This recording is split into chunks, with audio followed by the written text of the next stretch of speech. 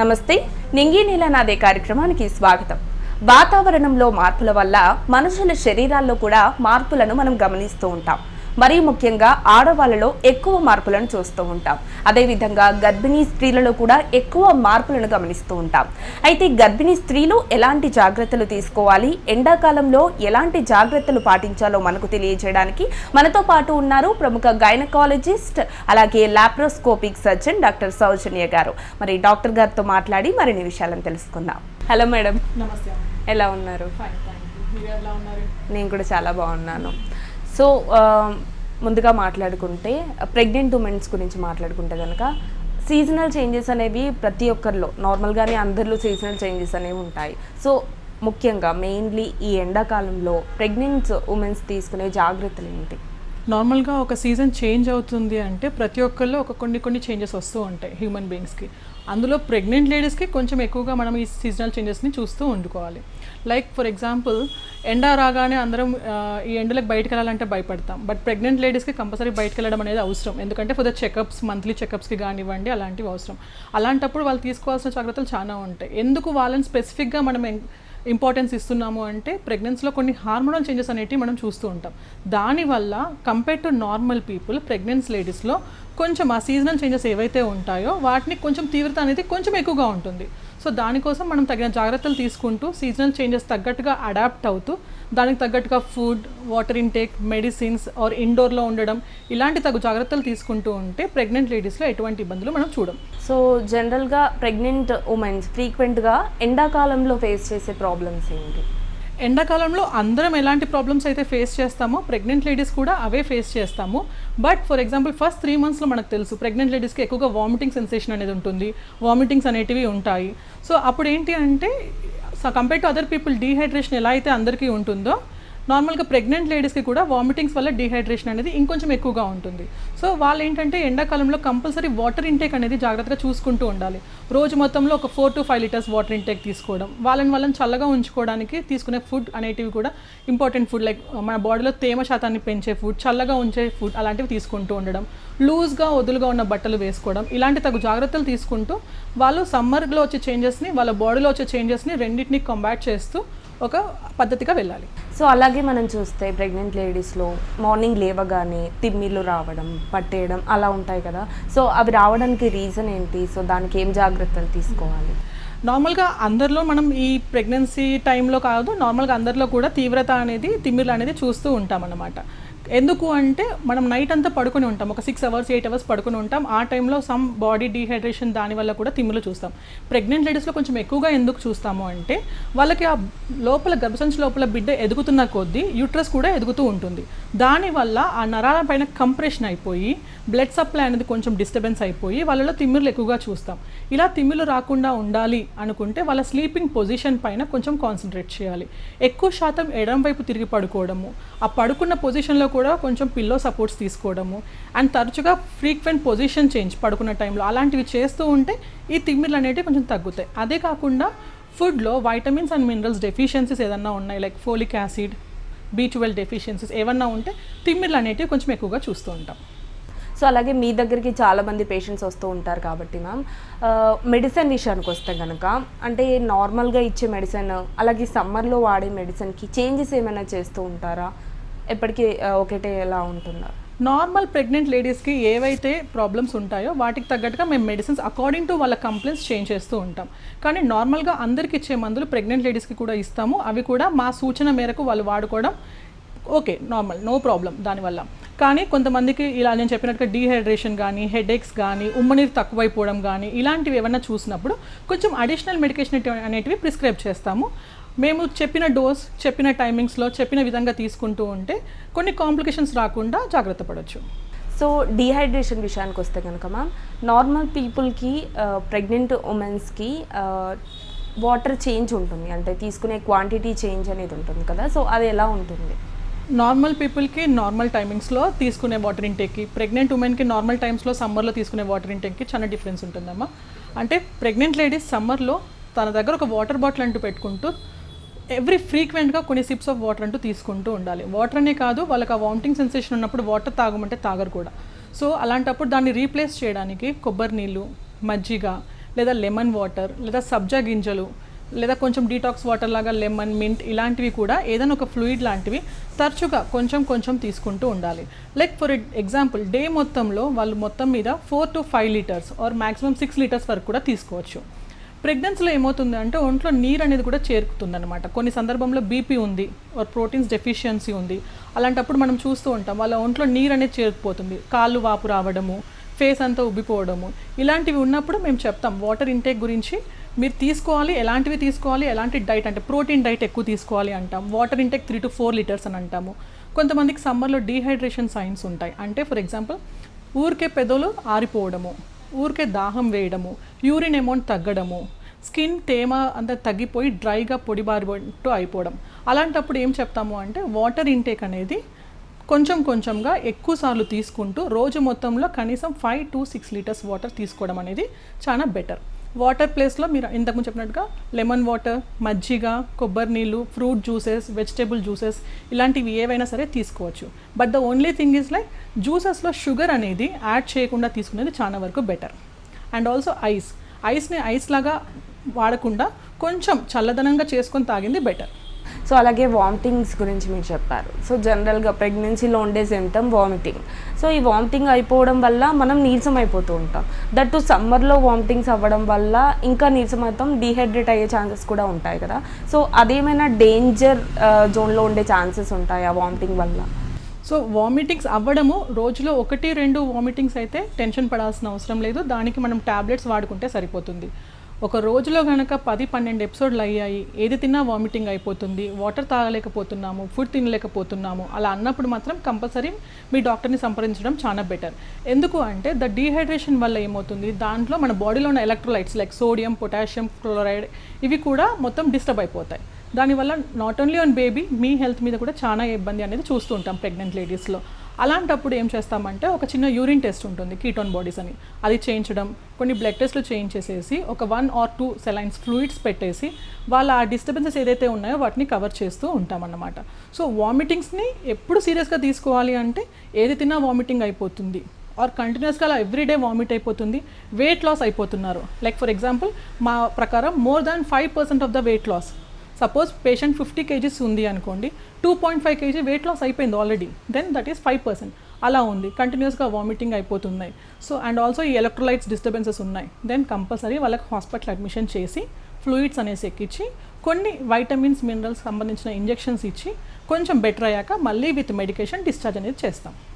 So అలాగే మనం ప్రెగ్నెన్సీలో జనరల్గా చూసే ప్రాబ్లం ఏంటంటే ఎక్కువ లావ్ అయిపోతూ ఉంటారు. సో దీనికి రీజన్ ఏంటి మ్యామ్? అంటే జెనెటికల్గా ఉంటుందా, లేదు అని అంటే మనం తినే ఫుడ్ని బట్టి ఉంటుందా? ప్రెగ్నెన్సీలో వెయిట్ గెయిన్ అనేది అందరికీ ఒకలాగా ఉండదు. యూజువల్గా మేము చెప్పేది average weight gain 10 to 12 kgs weight gain అని చెప్తాము.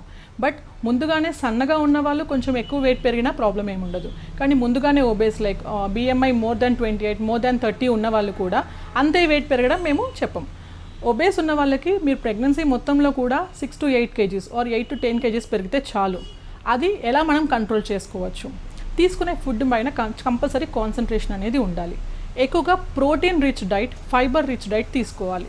స్వీట్స్ కానీ జంక్ ఫుడ్స్ కానీ ఎక్కువగా తీసుకుంటూ ఉంటే కనుక వాళ్ళు వెయిట్ గెయిన్ అనేది చాలా ఎక్కువైపోతూ ఉంటారు. సో వాళ్ళు తీసుకునే ఫుడ్లో మోర్ ఆఫ్ లైక్ ప్రోటీన్స్ అంటే dry fruits, boiled egg and పప్పులు, ఉడకబెట్టి నానబెట్టి అట్లా చేసుకున్న పప్పులు అలాంటివి, అండ్ పన్నీర్. నాన్ వెజ్ తినొచ్చా అంటే చికెన్ అండ్ ఫిష్ని ప్రిఫర్ చేయొచ్చు, but less of like oils, spices, masalas తక్కువ ఉంచుకొని నాన్ వెజ్ని తీసుకోవచ్చు. దాంతోపాటు ఫైబర్ రిచ్ డైట్ తీసుకోవాలి, అంటే లైక్ క్యారెట్, కీరా, బీట్రూట్ ఇలాంటివి సలాడ్స్ లాగా తీసుకోవడం, అండ్ పప్పులన్నీ నానబెట్టుకొని మొలకలు చేసుకుంటాం అవి తీసుకోవడం. ఇలా తీసుకుంటే ఏంటంటే ఫైబర్, ప్రోటీన్ రిచ్ డైట్ ఉండి వెయిట్ గెయిన్ అనేది కంట్రోల్లో ఉంటుంది. దాంతోపాటు వాటర్ ఇంటేక్ కూడా రోజు మొత్తంలో 3 to 4 లీటర్స్ మినిమం కావాలి. సమ్మర్లో దాన్ని మనం 5 to 6 లీటర్స్ చేసుకోవాలి. ఇలా చేసుకుంటే వెయిట్ గెయిన్ అనేది బ్యాలెన్స్లో ఉండి బేబీకి, మదర్కి చాలా హెల్తీగా వెయిట్ గెయిన్ ఉంటుంది. సో మనం చూస్తాము ప్రెగ్నెన్సీలో చాలామందికి బెడ్ రెస్ట్ సజెస్ట్ చేస్తూ ఉంటారు. సో అట్లాగే వర్కౌట్స్ కూడా సజెస్ట్ చేస్తూ ఉంటారు. కొంతమందికి వర్కౌట్స్ అంత అవగాహన ఉండకపోవచ్చు. సో ఈ బెడ్ రెస్ట్ అనేది ఏ టైంలో ఇవ్వాల్సి వస్తుంది, అలాగే వర్కౌట్స్ ఎప్పుడు ఎక్కువగా సజెస్ట్ చేస్తారు? ప్రెగ్నెన్సీలో బెడ్ రెస్ట్ అని స్పెసిఫిక్గా అందరికీ చెప్పమమ్మా. కొంతమందికి ఎవరికైతే indicated like risk of abortions ఉన్నాయి. ఫస్ట్ 3 monthsలో ఏదైనా బ్లీడింగ్ అవుతుంది, కడుపులో నొప్పిగా ఉంది, లోవర్ హార్మోన్ డెఫిషియన్సీస్ ఉన్నాయి, ఇలాంటి వాళ్ళకి మాత్రం మేము కొంచెం బెడ్ రెస్ట్తో పాటు కొన్ని ఎక్స్ట్రా మెడికేషన్స్ ఉంటాయి. అదే కాకుండా 5th month 6th monthలో ప్రీవియస్గా నాకు అబార్షన్స్ అయ్యాయి మేడం ఇట్లా అన్నప్పుడు కింద కుట్టు వేస్తాం, దాన్ని సర్క్లాజ్ అంటాం. అలా ఉన్నప్పుడు బెడ్ రెస్ట్ చెప్తాము. లేదు ఇంతకుముందు నాకు 8వ నెలలోనే డెలివరీ అయిపోయింది, అలా ప్రీటర్మ్ డెలివరీస్ ఏదన్నా ఉన్నప్పుడు కూడా మేము వాళ్ళకి బెడ్ రెస్ట్ చెప్తాం. ఇది కాకుండా ప్రెగ్నెన్సీలో అందరూ బెడ్ రెస్ట్లో ఉండాలి అన్న రూల్ అయితే ఎటువంటిది లేదమ్మా. నార్మల్గా ఎవ్రీ ప్రెగ్నెంట్ ఉమెన్కి మేము ఫస్ట్ 3 months అయిపోయిన తర్వాత ఎక్సర్సైజ్ అనేది సజెస్ట్ చేస్తూ ఉంటాం. ఎందుకంటే మనం నార్మల్ డెలివరీని ఎంకరేజ్ చేయడానికి వాళ్ళు ఎంత ఫిజికల్గా యాక్టివ్గా ఉంటే అంత చక్కగా నార్మల్ డెలివరీ అయ్యే ఛాన్సెస్ ఉంటుంది. సో ఆ ఎక్సర్సైజెస్ కూడా చక్కగా ఒక ట్రైనర్ ఉంటారు, యాంటీనేటల్ ఎక్సర్సైజ్ ట్రైనర్స్, వాళ్ళ దగ్గర తీసేసుకొని కొన్ని ఎక్సర్సైజెస్ని వాళ్ళు చెప్పిన విధంగా చెప్పిన టైంలో చెప్పిన సార్లు చేస్తూ ఉంటే నార్మల్ డెలివరీ అయ్యే ఛాన్సెస్ చాలా ఎక్కువగా ఉంటాయి. సో ఎక్సర్సైజ్ చేయొచ్చు, వాకింగ్ చేయొచ్చు, కొన్ని సింపుల్ వెయిట్ లిఫ్ట్స్ కూడా చేయొచ్చు, దాంతోపాటు స్విమ్మింగ్ కూడా చేయొచ్చు. ఇవన్నీ ఏంటి అంటే మన బాడీని యాక్టివ్గా ఉంచి పెల్విక్ మజిల్స్ ఏదైతే కండరాలు మన పెల్విక్ కండరాలు ఉంటాయో డెలివరీ టైంలో అవి ఎంత చక్కగా మనకి స్ట్రెంగ్తన్ అయ్యి ఎంత చక్కగా రిలాక్స్ అయ్యి ఉంటాయో అంత చక్కగా నార్మల్ డెలివరీ అయ్యే ఛాన్సెస్ ఉంటాయి. సో మేము కంపల్సరీ యాంటీనేటల్ ఎక్సర్సైజ్ అనేవి ప్రతి ఒక్క ప్రెగ్నెంట్ లేడీకి after completing 3 months of pregnancy compulsory suggest చేస్తూ ఉంటాము. సో ఈ ఎక్సర్సైజ్ ఏదైతే ఉందో నార్మల్ డెలివరీకే యూజ్ అవుతుందా మ్యామ్? లేదు అని అంటే మనం వెయిట్ లాస్ అవ్వడానికి కూడా, అంటే ప్రెగ్నెన్సీ టైంలో కొంచెం వెయిట్ గెయిన్ అవుతూ ఉంటాం, సో వెయిట్ లాస్ అవ్వడానికి కూడా యూజ్ అవుతుంది. ఎక్సర్సైజ్ చేయడం వల్ల నార్మల్ డెలివరీకి హెల్ప్ అవ్వడంతో పాటు వాళ్ళు ఏదైతే వెయిట్ గెయిన్ అయ్యారో ప్రెగ్నెన్సీ టైంలో అది అంతా ఫ్యాట్ డిపాజిట్ కాకుండా క్యాలరీస్ ఎక్సెస్ కాకుండా చక్కగా బర్న్ చేయడం వల్ల ఎక్సెస్ వెయిట్ గెయిన్ అనేది ఉండదు. అదే కాకుండా ప్రెగ్నెన్సీ టైంలో మనం డయాబెటీస్ వచ్చింది, నాకు షుగర్స్ వచ్చాయి, బీపీ ఎక్కువైంది, ఇలాంటి చాలా మందిని చూస్తూ ఉంటాం. సో యాక్టివ్గా ఉండడం వల్ల మనం ఏంటంటే డయాబెటీస్ ప్రెగ్నెన్సీలో రాకుండా కూడా జాగ్రత్త పడవచ్చు. కొన్నిసార్లు మాకు బార్డర్లో డయాబెటీస్ వచ్చింది అని చెప్పినా సరే ముందే మెడిసిన్ స్టార్ట్ చేయము. ఒక 2 weeks వాళ్ళకి డైట్ ఎక్స్ప్లెయిన్ చేస్తాము. దాంతోపాటు after every meal 15 to 20 minutes చిన్న walk, simple walk, fast walk కాదు, స్టెప్స్ ఎక్కడం కాదు, కొండలు ఎక్కడం కాదు, సింపుల్ వాక్ ఇంట్లో ఆర్ బయట జస్ట్ ఒక 20 minutes వాక్ చేసుకోవడం వల్ల వితౌట్ మెడికేషన్ ప్రెగ్నెన్సీ మొత్తం కూడా ఆ డయాబెటీస్ అనేది కంట్రోల్లో పెట్టుకోవచ్చు. అండ్ ఆల్సో హైపర్ టెన్షన్, ఇవన్నీ ఏంటంటే ముందుగానే ఒబేస్ ఉన్న వాళ్ళకి without exercises without control on diet మనం అలా వదిలేస్తే కనుక హైపర్ టెన్షన్ డయాబెటీస్ వచ్చే ఛాన్సెస్ చాలా చూస్తూ ఉంటాం. సో ఫిజికలీ యాక్టివ్గా ఉండడం, డైట్ పైన కంట్రోల్ ఉండడం, మనం మెంటల్ స్ట్రెస్ కూడా కంట్రోల్లో ఉండడం చాలా important. So that pregnancy and it's complications రాకుండా చూసుకోవడం అండ్ వచ్చినవి కూడా బ్యాలెన్స్లో ఉంచుకోవడానికి హెల్ప్ చేస్తాయి. సో ఇప్పుడు మీరు డయాబెటీస్ గురించి చెప్పారు కదా మ్యామ్, థైరాయిడ్ కూడా చాలామంది ప్రెగ్నెన్సీలో వచ్చిపోతుంది అని చెప్తూ ఉంటారు. సో ఇది ఎంతవరకు కరెక్ట్ అండ్ ఇది రావడానికి రీజన్ ఏంటి? నార్మల్ పీపుల్కి థైరాయిడ్ ఒక కట్ ఆఫ్ వాల్యూ ఉంటుంది. ఫర్ ఎగ్జాంపుల్ TSH 4 or 5 ఉన్నంత వరకు మేము ఎటువంటి మెడిసిన్స్ ఇయ్యం. బట్ వెరాస్ ప్రెగ్నెన్సీ ఫస్ట్ 3 నెలలు, సెకండ్ 3 నెలలు, థర్డ్ 3 months అంటే దాన్ని ట్రైమిస్టర్గా మనం విభజిస్తాం. First trimester, second trimester, third trimester. So pregnant లేడీస్లో ఫస్ట్ ట్రైమిస్టర్ మా కట్ ఆఫ్ 2.5 ఉంటుంది. సో అలాంటప్పుడు ఏంటంటే థైరాయిడ్ మెడికేషన్ స్టార్ట్ చేస్తాం. ఎందుకు అది ప్రెగ్నెన్సీలోనే స్టార్ట్ అవుతుంది అంటే నార్మల్ హ్యూమన్ బీయింగ్కి వెయిట్ ప్రకారం ఎంత థైరాయిడ్స్ ఉండాలి మనకు ఒక లెక్క ఉంటుంది. ప్రెగ్నెంట్ లేడీస్లో ఫర్ ద మదర్కి సప్లై ఉండాలి, అట్ ద సేమ్ టైం బేబీకి కూడా సప్లై ఉండాలి. విత్ దాట్ ఆ థైరాయిడ్ చేంజెస్ అనేవి చూస్తూ ఉంటాం. అప్పుడు ఏం చేస్తాము అంటే ఎంత డెఫిషియన్సీ ఉంది, TSH ఎంత ఎక్కువ ఉంది అంటే TSH ఎక్కువ ఉంటే మనం దాన్ని హైపో అంటాం, తక్కువ ఉంటే హైపర్ అంటాం. దానిలో 2 విధాలు కూడా ఉంటాయి. అకార్డింగ్ టు దాట్ మేము ఏం చేస్తాము అంటే థైరాయిడ్ లెవెల్స్ కనుక చాలా తక్కువ ఉన్నాయి అన్నప్పుడు బేబీకి మదర్కి సంబంధించి వెయిట్ ప్రకారం ఎంత డోస్ పెట్టాలో అంత డోస్ పెట్టి థైరాయిడ్స్ని కంట్రోల్ చేస్తాం. ఇది ప్రెగ్నెన్సీ వరకు మెయింటైన్ అవుతుంది. ఆఫ్టర్ డెలివరీ కూడా 6 weeks వరకు కూడా థైరాయిడ్ మెడికేషన్స్ అనేటివి యూజ్ చేయమని సజెస్ట్ చేస్తాం. ఎందుకంటే ప్రెగ్నెన్సీలో మన బాడీలో ఏదైతే హార్మోనల్ చేంజెస్ ఉన్నాయో అవి డెలివరీ తర్వాత 6 weeks వరకు కూడా మన బాడీలో ఉంటుంది. సో వన్స్ ఆ 6 weeks పీరియడ్ క్రాస్ అయిన తర్వాత మళ్ళీ థైరాయిడ్ టెస్ట్ చేయించి ఆ రిపోర్ట్స్ కనుక నార్మల్గా ఉంటే థైరాయిడ్ ఉందా పోయిందా అది మనం డిఫరెన్షియేట్ చేసుకొని మందులు వాడొచ్చా వద్దా డిసైడ్ చేసి చెప్తాం. మ్యాక్సిమం 80% ఆఫ్ ద పీపుల్కి ప్రెగ్నెన్సీలో వచ్చిన థైరాయిడ్ ప్రెగ్నెన్సీతోనే పోతుంది. కానీ వాళ్ళు ఒకటి చేసుకోవాల్సింది ఏంటి అంటే డెలివరీ తర్వాత కూడా ఎవ్రీ 6 months to 1 year ప్రతి 6 నెలల నుంచి సంవత్సరం థైరాయిడ్ టెస్ట్ అంటూ చేసుకుంటూ నార్మల్గా ఉందా లేదా అని ఒక జనరల్ చెకప్ లాగా చేసుకుంటే చాలా బెటర్. ఓకే. సో అంటే మళ్ళీ వచ్చే ఛాన్సెస్ కూడా ఉంటాయా మ్యామ్ ఇప్పుడు నార్మల్ అయిపోయాక కూడా? నార్మల్ అయిపోయాక సెకండ్ ప్రెగ్నెన్సీలో వచ్చే ఛాన్సెస్ ఉంటుంది. ఓరే ప్రెగ్నెన్సీ రాకపోయినా సరే over period of 5 years 10 years తర్వాత కూడా థైరాయిడ్స్ వచ్చే ఛాన్సెస్ ఉంటుంది, కానీ కంపల్సరీ వస్తుందని అయితే లేదమ్మా. సో ప్రెగ్నెన్సీకి ఎఫెక్ట్ ఏమి ఉండదు కదా మ్యామ్ థైరాయిడ్తో? థైరాయిడ్ లెవెల్స్ ఒక వాల్యూ కన్నా ఎక్కువ అయిపోయినప్పుడు అబార్షన్ ఛాన్సెస్ ఒకటి ఉంటుంది, అండ్ బేబీ యొక్క మెంటల్ డెవలప్మెంట్ మీద కూడా ఎఫెక్ట్ ఉంటుంది. అంటే బుద్ధిమాంద్యంతో పుట్టే పిల్లలు అని అంటారు చూడండి, మరి థైరాయిడ్ లెవెల్స్ ఎక్కువగా ఉండి మందులు వాడకుండా అశ్రద్ధ చేసిన వాళ్ళకి బేబీస్ మీద కొన్ని ఎఫెక్ట్ చూస్తాం. బట్ వెన్ చక్కగా టైంకి డయాగ్నోస్ అయిపోయి చక్కగా మందులు వాడుకుంటూ చెప్పిన రోజు చెప్పిన టైంకి వేసుకుంటూ ఉంటే అలాంటి కాంప్లికేషన్స్ ఎక్కువ ఏం చూడము. సో అలాగే ఫుడ్ విషయానికి వస్తే కనుక ఇప్పుడు సమ్మర్ వచ్చేసరికి చాలామంది ఫుడ్ ఎక్కువ తినకుండా వాటర్ ఎక్కువ తాగేస్తూ ఉంటారు. సో ఇది ఎంతవరకు కరెక్ట్ అంటారు?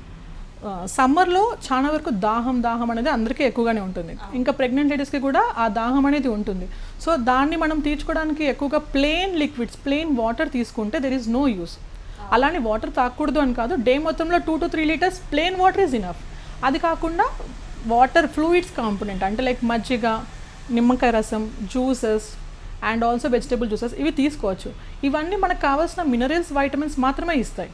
అలా అని సాలిడ్ ఫుడ్స్ తీసుకోకుండా ఉండడం మాత్రం చాలా తప్పు.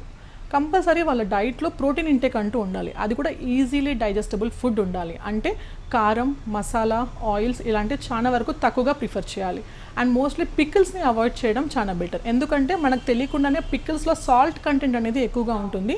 అది తీసుకోవడం వల్ల ఇంకా మనకి డీహైడ్రేషన్ ఇష్యూస్ ఇవన్నీ వస్తూ ఉంటాయి.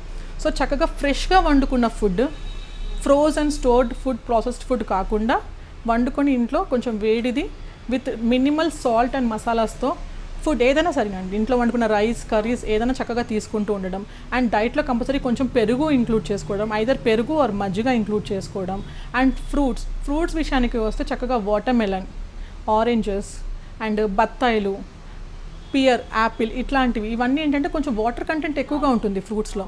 సో అది తినడం వల్ల ఫైబర్ రిచ్ వెళ్తుంది, వాటర్ కంటెంట్ వెళ్తుంది, కావాల్సిన వైటమిన్స్, మినరల్స్ కూడా వెళ్తాయి. కాబట్టి సాలిడ్స్ని నెగ్లెక్ట్ చేయకూడదు, అలా అని ఓన్లీ లిక్విడ్స్ మీద బ్రతకకూడదు కూడా. సో రెండింటిని ఈక్వల్ పార్ట్స్లో తీసుకుంటూ ప్రోటీన్స్, కార్బోహైడ్రేట్స్ కావాల్సినవి ప్లస్ లిక్విడ్స్ తీసుకుంటూ వాళ్ళ ప్రెగ్నెన్సీని చాలా హ్యాపీగా, న్యూట్రిషియస్గా కొనసాగించారు. సో అలాగే ఎండాకాలం కాబట్టి జనరల్గానే స్వెట్ ఎక్కువగా వస్తుంటుంది మ్యామ్. సో ఈ ప్రెగ్నెన్సీ ఉమెన్స్లో దురద రావడము, స్క్రాచెస్ పడిపోవడం లాంటివి జరుగుతుంటాయి. సో ఆ స్క్రాచెస్ పోవాలి అంటే కనుక ఏం చేయాలి, ఎట్లాంటి జాగ్రత్తలు తీసుకోవాలి? నార్మల్గా ప్రెగ్నెంట్ లేడీస్కే వన్స్ 5th month క్రాస్ అయిపోయింది అంటే పొట్ట పెరుగుతున్న కొద్దీ పొట్ట పైన చాలా దురద అనేది స్టార్ట్ అవుతుంది. వాళ్ళు ఏం చేస్తారు, దాన్ని స్క్రాచ్ చేయడం. కొంతమందికి నేల్స్ ఉండి ఇంకా స్క్రాచ్ చేసేస్తే కనుక ఆ మరకలు అనేటివి ఇంక పోవండి, లైఫ్ లాంగ్ అలానే ఉంటాయి. సో మేము వాళ్ళకి సజెస్ట్ చేసేది ఏంటి అంటే స్క్రాచ్ చేయకూడదు, జస్ట్ మీ బాడీని మాయిశ్చరైజర్ చాలా చక్కగా మెయింటైన్ చేసుకోవాలి. అంటే మార్నింగ్, ఈవినింగ్ స్నానం చేసిన తర్వాత బాడీ పైన కొంచెం తేమ ఉండగానే చక్కగా ఒక మంచి మాయిశ్చరైజర్ బాడీ మొత్తం అప్లై చేసుకుంటే ఆ దురద అనేది చాలా వరకు తగ్గుతుంది.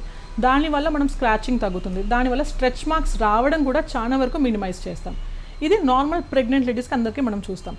ఇన్ సమ్మర్ ఎక్కువగా మేము చూసేది ఏంటంటే టైట్ బట్టలు వేసుకోవడం, కాటన్ కాకుండా వేరే ఏదైనా బట్టలు వేసేయడం, దానివల్ల స్వెట్ అనేది అక్యుములేట్ అయిపోయి దానివల్ల ఇంకొంచెం ఫంగల్ ఇన్ఫెక్షన్స్ చూసి ఎక్కువగా ఈ ఇచ్చింగ్, ర్యాషెస్ ఇలాంటివి ఎక్కువగా చూస్తూ ఉంటాం. సో వీళ్ళు చేయవలసింది ఏంటంటే చక్కగా రోజుకు 2 పూటలు చక్కగా స్నానం చేయడం. ఆ స్నానం కూడా మరీ హాట్ వాటర్ కాదు, మరీ కోల్డ్ వాటర్ కాదు, it should be a Luke warm water. అంటే గోరువెచ్చని వాటర్తో స్నానం చేసి తేమ ఉన్నప్పుడే చక్కగా మాయిశ్చరైజర్ రాసుకొని లూజ్గా ఉన్న కాటన్ దుస్తులు, ఐదర్ శారీస్ ఆర్ డ్రెస్సెస్ మీ కంఫర్ట్ ప్రకారం లూజ్ బట్టలు వేసుకొని, అండ్ ఇలాంటి స్వెట్ అక్యుములేట్ అయ్యింది అనుకున్నప్పుడు చక్కగా దాన్ని తుడిచేసేసి ఒక ఫంగల్ పౌడర్ ఒక డస్టింగ్ పౌడర్ యూస్ చేయడము, ఇలాంటివి చేసుకుంటే ఆ దురదలు, ఇన్ఫెక్షన్స్ అనేటివి రాకుండా మనం ప్రివెంట్ చేయొచ్చు. సో అలాగే మ్యామ్, ఇప్పుడు సమ్మర్ వచ్చిందంటే ఎక్కువ మంది ప్రిఫర్ చేసేది మజ్జిగ, పెరుగు ఎక్కువగా తీసుకోవడం. ఎందుకంటే పెరుగు అంటే చలవ అనేది ఒక అభిప్రాయం మన అందరిలో ఉంటుంది కాబట్టి. సో పెరుగే ఎక్కువ తాగేస్తూ ఉంటారు మజ్జిగగా చేసుకొని. సో ఇది కరెక్టే అంటారా, ఎంతవరకు కరెక్ట్? యూజువల్గా ప్రెగ్నెంట్ లేడీస్కి మేము కంప్లీట్గా వాళ్ళ డైట్లో either lunch or dinner 1 cup of curd suggest చేస్తూ ఉంటాము. సో సమ్మర్లో ఏంటి అంటే టు మెయింటైన్ హైడ్రేషన్ చక్కగా ఒక glass of butter milk in the afternoon తీసుకుంటే వాళ్ళకు కూడా కొంచెం ఫుల్ సెన్సేషన్ ఉంటుంది, చల్లగా ఉంటుంది. అండ్ ఒక టమ్మీ హ్యాపీ ఫీల్ అవుతుంది అనమాట. సో మజ్జిగ తాగడంలో ఎటువంటి ప్రాబ్లం లేదు. మజ్జిగే కాకుండా ఇంకా చాలా ఫుడ్ సబ్స్టెన్సెస్ ఉంటాయి, దానివల్ల కూడా వాళ్ళకి కొంచెం చల్లదనం ఉంటుంది. ఇప్పుడు సబ్జా గింజలు హైగ్రోస్కోపిక్ ఎఫెక్ట్ ఉంటుంది దాంట్లో. ఏంటంటే అది మనం వాటర్ లేకనే కొంచెం ఇలా బల్జ్ అయిపోతుంది. ద సేమ్ థింగ్ అది తీసుకోవడం వల్ల కొంచెం వాటర్ తీసుకున్నా సరే హైడ్రేషన్ అనేది మెయింటైన్ అవుతుంది. ఫర్ ఎగ్జాంపుల్ ఇప్పుడు కన్సల్టేషన్ ఉంది, మనకు డాక్టర్ అపాయింట్మెంట్ ఉంది, బాటిల్స్ క్యారీ చేయలేం. ఒక 1 లీటర్ బాటిల్ అయినా సరే కొంచెం చల్లని వాటర్లో సబ్జా గింజలు వేసుకొని, కొంచెం పుదీనా, కొంచెం లెమన్ ఇవి వేసేసుకొని వాళ్ళు క్యారీ చేసి కొంచెంగా సిప్స్ తీసుకుంటూ ఉంటే కనుక డీహైడ్రేషన్ నుంచి దూరంగా ఉండొచ్చు. అండ్ పెరుగు విషయానికి వస్తే తాగడం మంచిది, చక్కగా తీసుకోవచ్చు, నో ఇష్యూస్. బట్ మీగడ పెరుగు, గడ్డ పెరుగు ఇలాంటివి కాకుండా దాన్ని మజ్జిగ రూపంలో తీసుకుంటే ఎటువంటి హామ్ ఉండదండి. ఓకే, వాటర్ కంటెంట్ ఎక్కువ ఉండాలి. అండ్ ఆల్సో కొంతమంది స్పైస్డ్ బటర్ మిల్క్ అని చేసుకుంటూ ఉంటారు. There is no harm. Spice levels మనకు కంట్రోల్లో ఉండి మనకు టాలరెంట్ ఉన్నంత వరకు ఎటువంటి ఇబ్బందులు ఉండవు. కానీ కొంతమంది ఏంటంటే ఓవర్ స్పైస్ చేసుకోవడం వల్ల గొంతులో మంట రావడము, వామిటింగ్ సెన్సేషన్, అండ్ ఆబ్వియస్గానే ప్రెగ్నెన్సీలో హార్మోన్స్ వల్ల మన ఈసోఫేగస్ అంటాం, అంటే ఫుడ్ పైప్ చాలా రిలాక్స్డ్గా ఉంటుంది. ఏ తిన్న గొంతులో ఉన్న ఫీలింగ్ ఉంటుంది, ఏ తిన్న వామిటింగ్ సెన్సేషన్ ఉంటుంది. సో వన్స్ స్పైసెస్తో మన బాడీ కనుక ట్రిగర్ అయిపోయింది అనుకోండి, ఆ వామిటింగ్ సెన్సేషన్ ఎక్కువైపోతుంది. అండ్ ఆల్సో ఆ గొంతులో మంట అనేది తగ్గదు. సో అప్పుడు ఏం చేస్తాము అంటే plain butter milk are plain Java లాంటి ఫుడ్స్ ఏమైనా తీసుకోమని చెప్తాము. సో అలాగే ఈ మజ్జిగ ఎలాగో చాలా మందికి జ్యూసెస్ అంటే ఇష్టం. సో సమ్మర్ వచ్చిందంటే కూల్గా జ్యూసెస్ మీద బతికేస్తూ ఉంటారు. సో ఎక్కువ మ్యాంగో, పైనాపిల్ ఇలా తాగుతూ ఉండడం చేస్తూ ఉంటారు, ఫుడ్ నెగ్లెక్ట్ చేసేసి. సో దీనివల్ల ఏమన్నా ఎఫెక్ట్స్ ఉంటాయా? జ్యూసెస్ చక్కగా హ్యాపీగా తీసుకోవచ్చు, but home made juices, not store bought. స్టోర్లో దొరికే క్యాన్డ్ జ్యూసెస్ అసలు నేను సజెస్ట్ చేయను. దాంట్లో more of like sugar content ఉంటుంది. Those are all artificial. మీరు చక్కగా ఇంట్లో చేసుకున్న క్యారెట్, బీట్రూట్, యాపిల్, మ్యాంగో ఏదైనా జ్యూసెస్ చక్కగా తీసుకోవచ్చు. But daily limit yourself, అంటే 1 గ్లాస్ ఆర్ 2 గ్లాసెస్, అది కూడా షుగర్ లేకుండా, ఐస్ లేకుండా తీసుకోవడం చాలా వరకు బెటర్. అండ్ చాలా మంది ఏం చేస్తుంటారంటే అన్ని చక్కగా జ్యూస్ చేసేసుకొని వడగట్టేస్తారు. So that is very bad అనమాట. మళ్ళీ ఎందుకంటే ఉన్న ఫైబర్ మొత్తం తీసేసేసి ఓన్లీ ప్లెయిన్ లిక్విడ్స్ తీసుకుంటున్నాము. సో ఫైబర్ ఎందుకు ఇంపార్టెంట్ అంటే ప్రెగ్నెన్సీలో ఫస్ట్ 3 నెలలు, లాస్ట్ 3 నెలలు కాన్స్టిపేషన్ అనేది ఎక్కువ చూస్తాం, అంటే మలబద్ధకం. సో దీని నుంచి దూరంగా ఉండడానికి వాటర్ ఎంత ఇంపార్టెంటో ఫైబర్ కూడా అంతే ఇంపార్టెంట్. సో మనం జ్యూసెస్ ఏదైతే తీసుకుంటున్నామో చక్కగా ఫైబర్ రిచ్ జ్యూసెస్ తీసుకోవాలి. అంటే వడగొట్టకుండా జస్ట్ వాటిని గ్రైండ్ చేసేసి కొంచెం మీకు టేస్ట్ కావాలనుకుంటే కొంచెం ఒక 1 or 2 స్పూన్స్ లెమన్ యాడ్ చేసుకోవడం, ఇలాంటివి చేసి జ్యూస్ సిప్స్ వైజ్గా రోజు తీసుకుంటే చాలా బెటర్గా ఉంటుంది. అండ్ ఇంకా డయాబెటీస్లో ఏంటి అంటే ఫ్రూట్ జ్యూసెస్ అన్నాం కదా అని డయాబెటీస్ వాళ్ళు కూడా ఫుల్గా ఫ్రూట్ జ్యూసెస్ తీసుకోవడం మంచిది కాదు. So depending upon that sugar levels, వాళ్ళు ట్యాబ్లెట్స్ పైన ఉన్నారా, ఇన్సులిన్ పైన ఉన్నారా, అకార్డింగ్ టు దాట్ న్యూట్రిషనిస్ట్గా కౌన్సిలింగ్ చేస్తాం మేము. ఎంత ఫ్రూట్ తీసుకోవాలి, ఎన్నిసార్లు తీసుకోవాలి, ఏది తీసుకోకూడదు. సో డయాబెటిక్స్ ఎక్కువగా వాటర్ మెలన్ చక్కగా బాగుంటుంది సమ్మర్లో అనేసి ఎక్కువ తీసుకుంటారు, బట్ దాంట్లో షుగర్ కంటెంట్ ఎక్కువ ఉంటుంది కాబట్టి డయాబెటీస్కి మేము ఎక్కువగా సజెస్ట్ చేయము. డయాబెటీస్లో మెయిన్గా తీసుకోవాల్సిన ఫుడ్ ఏంటి, ఫ్రూట్స్ ఏంటి అంటే మోస్ట్లీ జామకాయలు తీసుకోవచ్చు, వాళ్ళు పియర్ ఫ్రూట్ తీసుకోవచ్చు, యాపిల్ తీసుకోవచ్చు. బట్ వాటర్ మెలన్, గ్రేప్, సపోటా దీంట్లో షుగర్ కంటెంట్ ఎక్కువ ఉంటుంది కాబట్టి మేము మోస్ట్లీ అవాయిడ్ చేయమని చెప్తాం వాళ్ళని. ఓకే. సో అలాగే మ్యామ్, ఇప్పటివరకు మనం ప్రెగ్నెన్సీ గురించి మాట్లాడుకున్నాము, అంటే జాగ్రత్తలు ఎలా ఉండాలి ఏంటి అని మాట్లాడుకున్నాం. సో ఆఫ్టర్ డెలివరీ మీ దగ్గరికి చాలామంది పేషెంట్స్ వస్తూ ఉంటారు కాబట్టి, సో మీరు అబ్జర్వ్ చేసి ఉంటారు, ఆఫ్టర్ డెలివరీ కూడా అట్లాంటి జాగ్రత్తలు మెయింటైన్ చేస్తారా, అక్కడితోనే ఆపేస్తారా?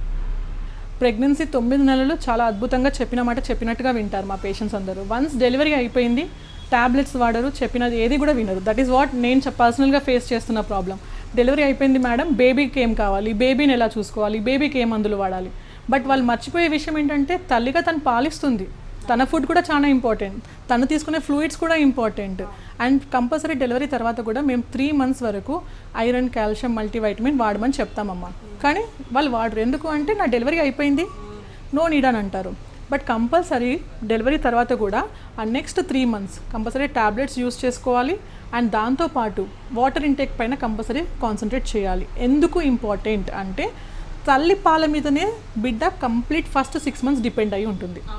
సో ఆ పాల ఉత్పత్తి చక్కగా ఉండాలి అంటే మదర్కి హైడ్రేషన్ అనేది చాలా ఇంపార్టెంట్. హైడ్రేషన్తో పాటు కాల్షియం రిచ్ ఫుడ్, అంటే లైక్ పాలకూర ఇట్లాంటి ఫుడ్ కాల్షియం రిచ్వి, అండ్ జావా, పెరుగు, అండ్ కూరగాయల్లో అన్ని రకాల వెజిటేబుల్స్ ఇవి ఎక్కువగా తీసుకుంటూ ఉండాలి.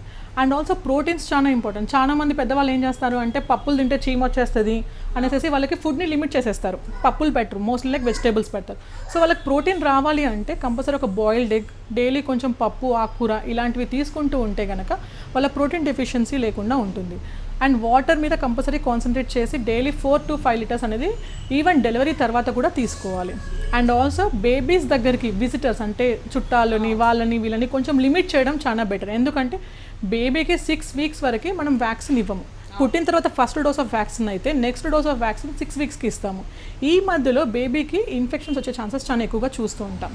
సో బయట ఎక్కువ తిప్పకుండా ఉండడం, ఇంట్లో బేబీని ఉంచినా సరే బయట నుంచి విజిటర్స్ని లిమిట్ చేయడం, బేబీకి ఇన్ఫెక్షన్స్ రాకుండా మనం ప్రొటెక్ట్ చేయొచ్చు. అండ్ ఆల్సో బేబీ కాదు మదర్కి కూడా ఏదైతే సూచర్, సపోజ్ డెలివరీ అయింది, సిజేరియన్ అయింది, వాళ్ళకి ఏవైతే కుట్లు ఉంటాయో అవి మనడానికి ఫుడ్తో పాటు ఇన్ఫెక్షన్ రాకుండా ఉండడం కూడా మనం జాగ్రత్త తీసుకోవాలి. ఆ ఇన్ఫెక్షన్స్ రాకుండా ఉండాలి అంటే బయట నుంచి లోపలికి ఎక్కువ మందిని మనం ఇన్వైట్ చేయకూడదు. సో దట్ ఇండైరెక్ట్లీ మనం బ్యాక్టీరియాని కూడా ఇన్వైట్ చేస్తున్నట్టే అవుతుంది.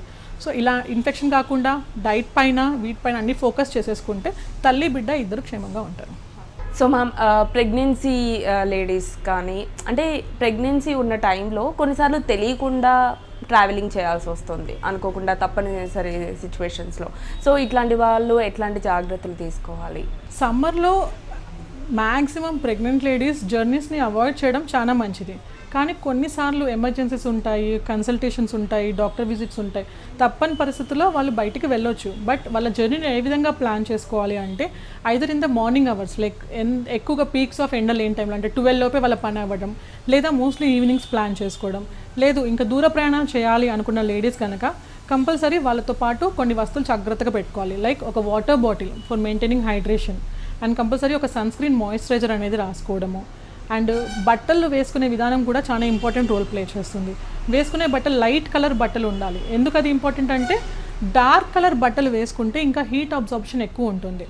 దానివల్ల వాళ్ళ బాడీ టెంపరేచర్ కానివ్వండి, డీహైడ్రేషన్ కానివ్వండి వాళ్ళకి తెలియకుండానే అయిపోతూ ఉంటుంది.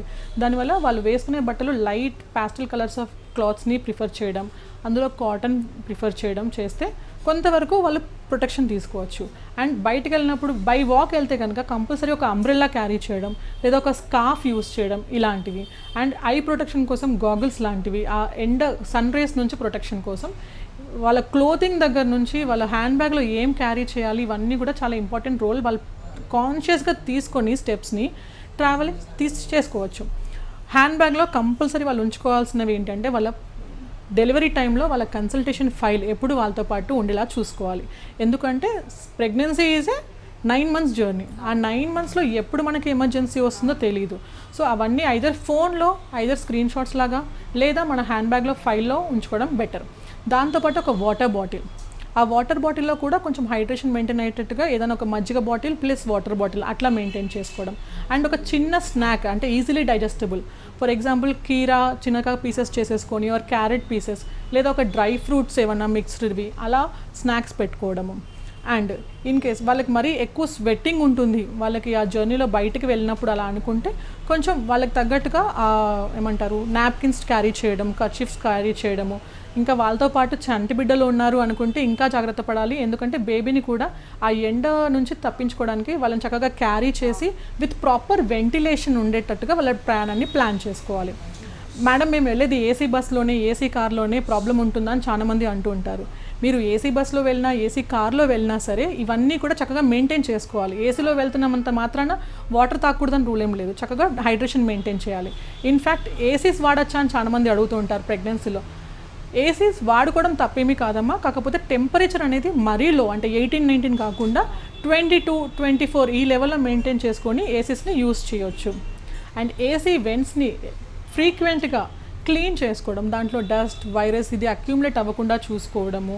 అండ్ ఏసీ వెంట్స్ని డైరెక్ట్గా ఫేసింగ్ టువర్డ్స్ యువర్ ఫేస్ అంటే వెంట్స్ని డైరెక్ట్గా మీ మొహం మీద వచ్చేటట్టు పెట్టుకోకుండా దాన్ని ఐదర్ అప్వర్డ్ ఆర్ డౌన్వర్డ్ డైరెక్షన్లో పెట్టుకోవడం, ఇలాంటివి చేసి ఏసీ యూస్ చేసుకోవచ్చు. ఒకవేళ ఇవి కనుక పాటించకుండా ఉంటే కనుక చాలా మందికి మేము చూస్తున్నది ఏంటి అంటే కోల్డ్, కాఫ్, బ్రీతింగ్ డిఫికల్టీస్ ఇవన్నీ చూస్తూ ఉంటాం. సో ఏసీ యూస్ చేసేటప్పుడు ఈ ప్రికాషన్స్ తీసుకోవడం. అండ్ ట్రావెలింగ్ అప్పుడు water bottle, clothing, umbrella, scarf ఇలాంటివి క్యారీ చేసి ట్రావెలింగ్ చేయొచ్చు. సో అలాగే మ్యామ్ డెలివరీ దగ్గర పడుతున్న కొద్దీ కొంచెం టెన్షన్ ఉంటుంది ఖచ్చితంగా. సో ఫిజికల్ హెల్త్ ఎంత ముఖ్యమో మెంటల్ హెల్త్ కూడా, మెంటల్గా స్ట్రాంగ్గా ఉండడం కూడా అంతే ముఖ్యం. సో ఈ డెలివరీ దగ్గర పడుతున్న కొద్దీ ఎలాంటి జాగ్రత్తలు తీసుకోవాలి? ఫస్ట్ మనం ఒకటి గట్టిగా గుర్తుపెట్టుకోవాల్సింది, ఐదర్ ప్రెగ్నెంట్ లేడీస్ ఆర్ తన చుట్టుపక్కల ఉన్న రిలేటివ్స్ కూడా, ప్రెగ్నెన్సీ అనేది ఒక ఫిజియలాజికల్ ప్రాసెస్. ప్రతి ఒక్క ఆడవాళ్ళ జీవితంలో ప్రెగ్నెన్సీ అనేది is a part of life. అది ఫిజియలాజికల్ అని గుర్తించుకొని దాని గురించి ఎక్కువగా స్ట్రెస్ తీసుకోకూడదు. ఇన్ కేస్ ఏదైనా కాంప్లికేషన్ ఉంది వాళ్ళ ప్రెగ్నెన్సీలో అనుకున్నప్పుడు డాక్టర్లు చెప్పిన సూచనలు పాటిస్తూ ఉండాలి. అండ్ డెలివరీ దగ్గర పడుతున్న కొద్దీ టెన్షన్ పడకుండా, గాబరా పడకుండా ముందుగానే డెలివరీ కిట్ అని ఒకటి ఉంటుంది మనకి. అంటే హాస్పిటల్కి సడన్గా పెయిన్స్ వస్తే ఏమేమి తీసుకెళ్ళాలి అనేది ఒక బ్యాగ్ లాగా తయారు చేసుకొని, ఫర్ ఎగ్జాంపుల్ మదర్కి కావాల్సిన dresses or some bedsheets and water bottle, some flask, బేబీకి సంబంధించిన చక్కటి cotton towels and sanitary pads, diapers, ఇలాంటివన్నీ ఒక బ్యాగ్ కనుక మనం ప్రిపేర్ చేసుకొని ప్రెగ్నెంట్ లేడీస్ పక్కన పెట్టేసుకుంటే డెలివరీ ఎప్పుడు వస్తుంది, ఎప్పుడు స్టార్ట్ అవుతుంది చెప్పలేం. కాబట్టి ఆ టైంలో కంగారు పడకుండా ఉంటారు. వాళ్ళే కాకుండా ఇంట్లో వాళ్ళు కూడా చాలా ప్రశాంతంగా ఉంటారు ఆ టైంలో. అండ్ మీరు డెలివరీ ఏ డాక్టర్ దగ్గరికి వెళ్తున్నారు, ఏ హాస్పిటల్కి వెళ్తున్నారు, ట్రావెలింగ్ డిస్టెన్స్ ఎంత, ఇవన్నీ కూడా చాలా ఇంపార్టెంట్ రోల్ ప్లే చేస్తాయి. దానికి తగ్గట్టుగా మీ డెలివరీ ఎక్కడ అనేది ప్లాన్ చేసుకొని ఉండాలి. అండ్ మీ ఫైల్ ఏదైతే ఉందో దాన్ని అసలు మర్చిపోకూడదు. సపోజ్ మీ చెకప్స్ అన్నీ ఒక దగ్గర అయ్యాయి, డెలివరీకి మీ మదర్ వాళ్ళ ఇంటికి వెళ్ళారు, సో ఈ ఫైల్స్ అంతా కూడా మీ దగ్గర ఉంటే అప్పుడు చూసే డాక్టర్కి ఏంటంటే ఆ హిస్టరీ అంతా కూడా ఒక చక్కటి ఐడియా వస్తుంది. అండ్ చాలామంది పెయిన్స్ రాగానే కంగారు పడిపోతారు, డెలివరీ అయిపోతుందేమో, ఇంట్లోనే అయిపోతుందా, దారిలో అయిపోతుందా, ఇలా టెన్షన్ పడుతూ ఉంటారు. అలా ఏమీ ఉండదు. నార్మల్గా ఫస్ట్ కాన్పుతో ఉన్న వాళ్ళు అయితే, అంటే ఫస్ట్ టైం ప్రెగ్నెంట్ వచ్చిన లేడీస్కి వన్స్ పెయిన్ స్టార్ట్ అయ్యాక డెలివరీ అవ్వడానికి minimum 6 to 12 hours, this is the minimum time. ఒకవేళ పెయిన్స్ చిన్నగా స్టార్ట్ అయ్యాయి అనుకోండి, మినిమం 24 hours పడుతుంది. సో కంగారు పడాల్సిన అవసరం లేదు. అదే ఫస్ట్ ఒక నార్మల్ డెలివరీ ఉన్న పేషెంట్ అనుకోండి, వాళ్ళకు కొంచెం తొందరగానే డెలివరీ అవుతుంది. సో అలాంటప్పుడు వాళ్ళు కొంచెం నొప్పులు స్టార్ట్ అయ్యాయి, గట్టి నొప్పులు స్టార్ట్ అయ్యాయి అన్నప్పుడు ఎంత వీలైతే అంత తొందరగా హాస్పిటల్కి వెళ్ళడం చాలా బెటర్. అండ్ పుట్టిన తర్వాత అండ్ హాస్పిటల్కి రీచ్ అయిన తర్వాత కూడా మీరు ఎంత కామ్గా, ఎంత పేషెంట్గా చెప్పినట్టుగా విని ఫాలో అయ్యి ఆ పెయిన్స్ని భరిస్తారో అంత చక్కటి రిజల్ట్స్ కూడా మీరు చూస్తూ ఉంటారు. So thank you so much ma'am. Me valuable టైంని స్పెండ్ చేసి మా వ్యూయర్స్ కోసం ప్రెగ్నెన్సీ టైంలో తీసుకోవాల్సిన జాగ్రత్తల గురించి చాలా చక్కగా వివరించారు. Thank you so much. మరి విన్నారు కదా, గర్భిణీలు వీలైనంత వరకు ఎండాకాలంలో బయటకు వెళ్ళకపోవడమే మంచిది. ఒకవేళ వెళ్లాల్సి వచ్చినా కూడా సరైన జాగ్రత్తలు తీసుకోవాలని చెప్తున్నారు డాక్టర్. మరి చూసారు కదా, ఇది ఇవాల్టి నింగి నెల నాదే కార్యక్రమం. మరో కార్యక్రమంతో మళ్ళీ కలుద్దాం. అంతవరకు సెలవు, నమస్కారం.